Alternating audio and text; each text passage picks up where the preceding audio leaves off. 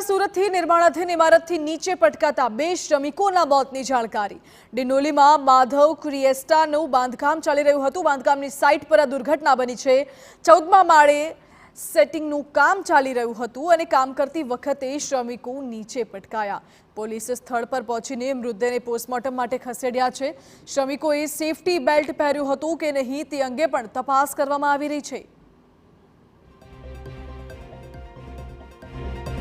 તો Dindoli police station વિસ્તારમાં ડીમાર્ટની પાસે એક બિલ્ડિંગ બની રહી છે. આ બિલ્ડિંગમાં આજ બપોરના સમયે એક બનાવ બન્યો હતો, જેમાં 2 મજૂરો સ્લેબ બનાવતા ઉપરથી નીચે પડ્યા હતા અને એના માટેની જે સેફટી નેટ હોય એ સેફટી નેટ તોડીને એ લોકો નીચે પડી જતા તેમનું બંનેનું મૃત્યુ થયું છે. પોલીસને આ બાબતે માહિતી મળતા જ પોલીસે એથી દાખલ કરી અને આગળની કાર્યવાહી શરૂ કરી છે. બંને ડેડ બોડીને પોસ્ટમોર્ટમ માટે મોકલી છે.